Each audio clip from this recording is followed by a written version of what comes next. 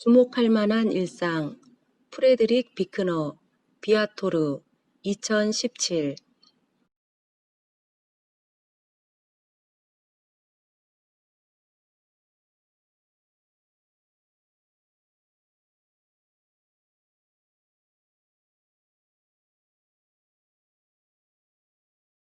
미국의 작가이자 목사인 프레드릭 비크너는 진부한 종교 언어, 끼리끼리 교회에서만 알아듣는 말들을 반복하기보다는 투명한 눈으로 범속한 일상 속 신비와 은혜를 발견하려 애쓰고 자신의 신앙을 표현할 새롭고도 적실한 언어를 찾아내고자 분투한다.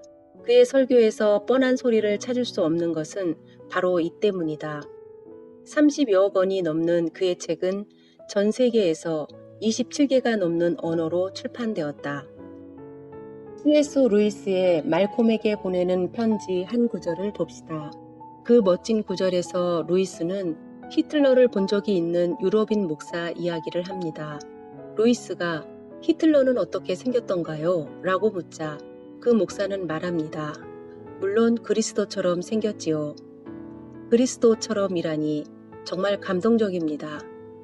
불쾌한 얼굴, 무서운 얼굴, 잔인한 얼굴, 마음을 열지 않는 얼굴 등 이 얼굴들을 내 가족으로 생각하면 도움이 됩니다. 사랑할 수 있습니다. 그리고 이는 시도해 볼 만한 가치가 있는 일입니다. 이 얼굴들을 있는 그대로 보고 하나하나 사랑한다는 것, 그리고 마침내 히틀러는 어떻게 생겼던가요? 라는 C.S. 루이스의 질문에 그리스도처럼 생겼지요. 라고 대답했던 목사처럼 그 얼굴들을 대면한다는 것은 어떤 기분일까요? 신문 머릿기사를 장식하는 위대한 행위에만 주목하지 말고 자신이 지금 하려는 위대한 행위에 주목하십시오. 어쩌면 그 일들은 역사의 관점에서는 그다지 중요하지 않을지 몰라도 자신의 삶에서는 위대한 행위입니다. 내 삶에서 볼 수 있는 신연의 순간들, 나는 수많은 시편이 바로 그 순간을 노래하고 있다고 생각합니다. 하나님께서 내게 말씀하시는 순간들, 오늘 아침에 노래하는 새를 통해 내게 그러셨듯 유쾌한 방식으로 말씀하시는 순간, 언제 어디서 어떤 방식으로든 우리 모두에게 말씀하시는 그 순간을 놓치지 마십시오. 시월드 범고래쇼의 경이로운 광경 앞에서 우리가 운 것은 인간과 동물과 태양과 물과 소망이 어찌된 일인지 이 놀라운 춤을 함께 추는 광경에서 하나님의 화평을 얼핏 보았기 때문입니다. 우리는 에덴을 세상이 원래 어떠해야 하는지를 얼핏 본 것입니다. 하나님 사랑과 이웃 사랑은 똑같은 것입니다. 나는 안녕하세요 라고 인사했습니다. 바보 같은 인사말이었지요. 할머니는 안녕하다고 생각하신다면 안녕한 거겠지요. 라고 대답하더군요.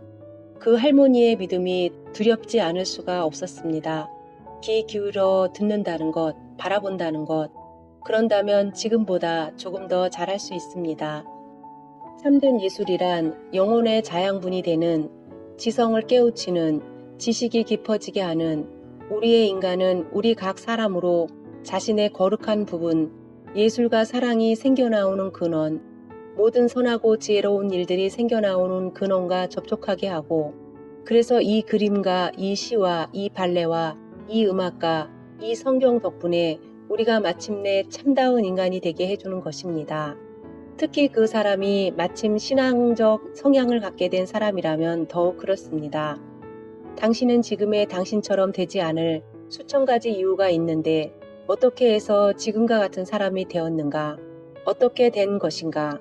그것이 바로 내가 두 책에서 털어놓는 이야기입니다. 스토리는 왕이 죽었고 이어서 왕비도 죽었다고 말하는 것입니다. 한마디로 시퀀스, 즉 사건을 시간순으로 배열하는 것이지요. 플롯은 왕이 죽자 왕비도 슬픔으로 죽었다입니다. 플롯은 왜냐하면을 말하며 원인과 결과, 양상, 상황이 어딘가에 이르렀다고 넌지시 말합니다. 인간의 이야기란 우리가 다 똑같은 방식으로 태어나고 형편이 안 좋기도 하고 혼란스럽고 고통스럽기도 한 어린 시절을 어떻게든 견디고 살아남아야 하고 어떤 존재로 살아야 할지를 알아내야 하고 그러면서 모두 늙고 병들어 결국은 죽는다는 것입니다. 이것이 인간의 이야기입니다. 그리고 그 이야기를 살아내는 과정에 하나님의 이야기가 우리의 이야기와 교차합니다. 하나님이 우리 이야기에 등장하십니다. 인간의 여러 이야기를 가능한 한 솔직하게 제시하려고요. 여느 사람들과 똑같이 세상에 태어나 여느 사람들과 똑같이 그 세상 때문에 상처 입고 그 세상에 짓눌리고 누구나 다 그런 것처럼 온갖 모험을 다하는 사람들, 그 와중에 예기치 못한 온갖 방식으로 하나님의 인재를 접하는 사람들의 이야기를 말입니다. 하나님께서 그런 식으로 사람들을 만져주셔도 이들은 그 방식을 경건한 방식으로 인정하지 않을지 모릅니다. 그것이 하나님의 방식인 줄 사람들이 반드시 알아차리지는 못합니다. 그래도 그것은 하나님의 방식입니다. 우리가 심지어 알아차리지 못할 수도 있고 알아차릴 수도 있으며 마음대로 뒷걸음질 칠 수도 있게 하는 방식으로 다가와 우리를 만지고 우리를 들이받습니다. 삶이란 그만큼 복잡하고 하나님께서 어떤 식으로든 그 복잡함 속으로 들어오시게 되면 그 복잡함이 더 복잡해지고 그래서 우리가 다른 쪽으로 고개를 돌려버리기 때문이지요. 레오벳, 그를 접하는 사람들은 어찌된 일인지 그의 존재로 말미암아 조금 더 활기를 띠게 되고 덕분에 이 사제는 어떤 면에서 성자가 되는데 후광을 들은 성자라는 의미가 아니라 여느 사람과 똑같이 뒤죽박죽이지만 그런데도 이 사람을 통해 하나님의 은혜가 역사할 수 있었다는 의미에서의 성자입니다. 난 그를 통해 나 자신을 드러내는 법을 배웠습니다. 물론 네오의 행동을 그대로 따라한 것은 아니라서 교도소에 간 적은 없습니다. 다만 나에 관한 진실을 독자들에게 그리고 더 중요하게도 나 자신에게 털어놓을 수 있게 되었다는 뜻입니다. 생기를 불어넣어주는 사람, 그 사람을 알고 지내면 우리가 더욱 활기차게 된다는 의미에서 이 사제는 하나님께서 은혜를 베푸시는 도구가 되었습니다. 그리고 인간의 이야기를 변주하여 들려주는 과정에서 나는 내 삶의 기반에 나 있는 균열을 발견했고 그 균열을 통해서 보이지 않는 곳에 있는 생명을 주는 하나님의 은혜를 얼핏 볼 수 있었습니다.